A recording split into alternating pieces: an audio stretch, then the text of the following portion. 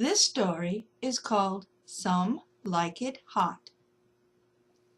Rupert the Rabbit was terribly, oh so very hot. He could not believe just how terribly hot. He could not. It was the end of the day, so the sun was setting in the west. During the hot summertime, he learned he liked the nighttime the best. In just a little bit, he would probably get out and about. Some of his friends would also be moving around, he had no doubt. During these hot summer days he stayed near the trees, the elms, oaks, birch, and cypress, with their long knobby knees. Because here in this thick grove of green leafy trees, towering so tall, he could safely stay in the cool shade all day, with no problem at all.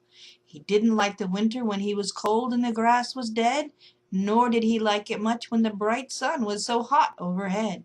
Still, it would soon be getting cooler once the sun was all the way down, and then he would be able to get out again and to move around. He heard the crickets start their nightly chorus not so far away. He knew it wouldn't be long now before his friends came out to play. He must have closed his eyes for a moment, or maybe even two, because the next thing he knew he heard a voice ask, "How do you do?"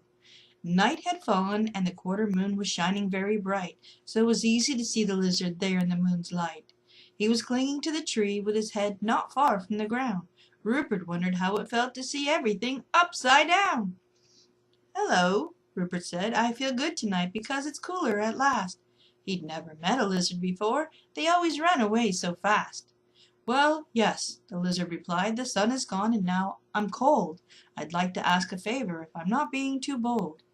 My name is Rupert, and I'd like to help when I'm able to, so if you can tell me what you need, I'll see what I can do."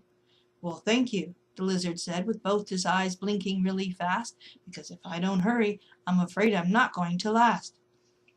"Well then," Rupert said, "please tell me what you need right away. I will do all I can to help make everything okay."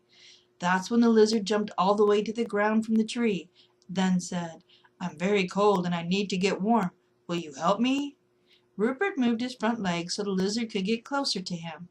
Then, when he seemed all settled in, Rupert even lowered his chin. "Oh, thank you," the lizard said as his shivering slowed down. "But why are you so very cold?" Rupert asked with a frown. "That's just the nature of nature and the way that I am made. For you and I, some things are different in the sun and in the shade." The lizard told Rupert his name was Leon and that he loved the sun. Leon told him that for lizards the sun was important, not just fun. He was amazed to learn his blood was warm while Leon's was cold. That meant the sun's warmth wasn't something Leon's body could hold. The lizard knew that Rupert was in the shade more often than not, while he stayed in the sun as much as possible, where it was hot. "Big, flat rocks in the south are the very best place of all," he said. "In the south?" Rupert asked. "Why not in the east, west, or north instead?" "No matter the time of day, that is where the sun shines the longest," a new voice said. "That's why he stays in the south, where it's the strongest." "Hello, Flare, it's good to see you again," Rupert heard Leon say. "It's been a very long time since I've seen you come out to play." The newcomer was an insect Rupert had never before seen. He gasped when the bug lit up, and he seemed to glow a bright green. "That is true," said the bug. "You are out all day while I come out at night. I'm glad to see this time you are safe and everything is all right." "The last time you two met was very bad indeed," said a soft voice. "I am happy to see that this time you made a much better choice." "Grandmother Spinner!" Rupert smiled.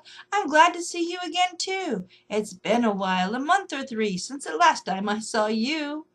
"Yes," she said, "and here we all are talking about warmth in the sun. It seems we have gathered together here, each of us, one by one." "But what happened the last time these two met? I'd like to know. And more than that, I'd like to know what it is that makes Flare glow." "I see our friend Flare the Firefly has taken you by surprise," Grandmother Spinner chuckled, "and so of course you want to know why." "Firefly?" Rupert's eyes grew wide. "But Flare lights up all green. Fire is all yellow, orange, and red, from what I have seen." "I thought you were a lightning bug," Leon said, looking up at Flare. "Lightning bug or firefly," the insect said, "I don't really care." Although there are many different beetles, our glowing friend is right.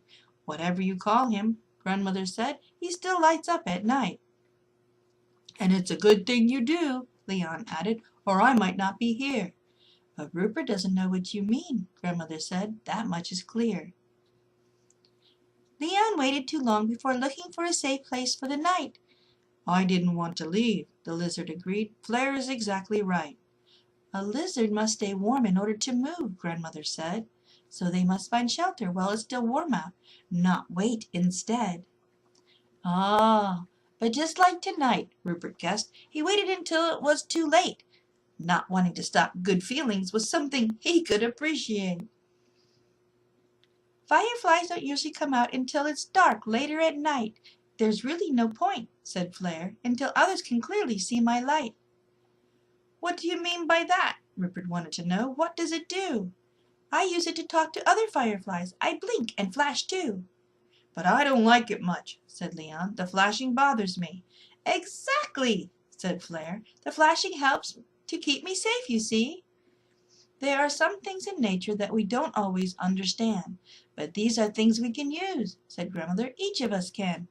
I get it, Rupert said. Lizards eat bugs, that's just what they do, but all of your blinking makes them look away and not want to. But it was hard for me to leave that day. I waited too long. And so, Leon explained, I was cold and not feeling very strong. I saw he wasn't moving, Flare joined in, so I buzzed down low. I really couldn't just leave him there to be eaten, you know. I was too weak, cold, and tired to care about his flashing light. Another time I probably would have eaten him, but not that night.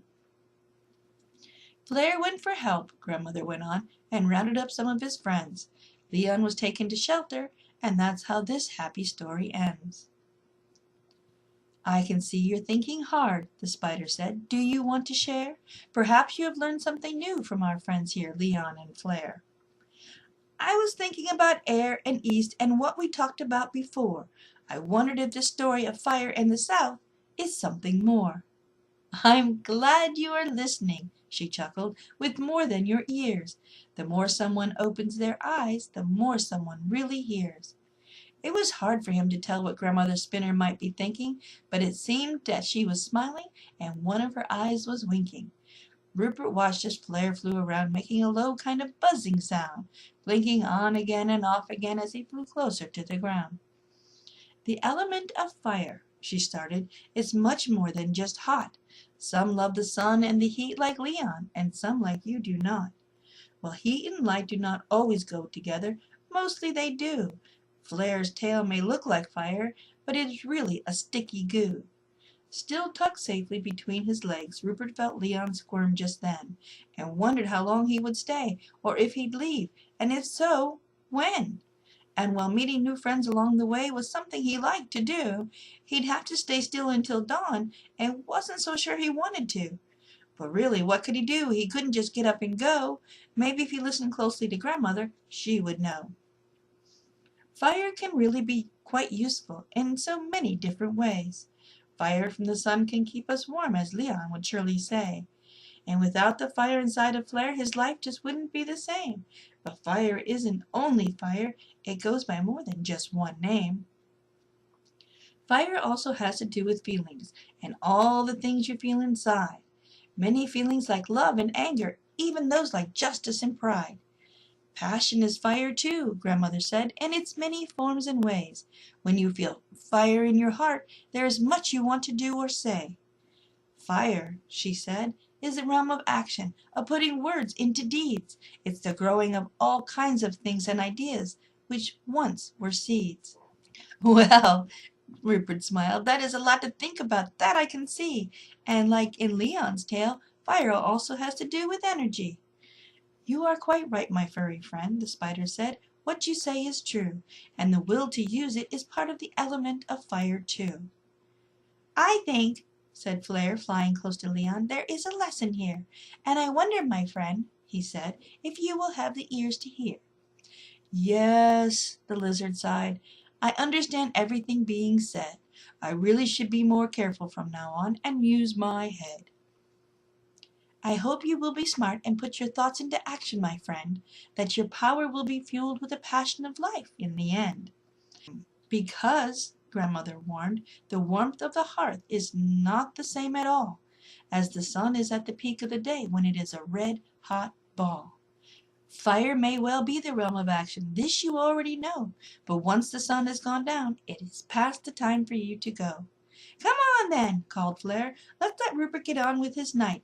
If you want to follow me, I'll lead you there with my light. How about, Rupert suggested, if you climb on my back instead? I will carry you where you want to go so you'll be safe, he said. And so that's what they did, all of them together as good friends.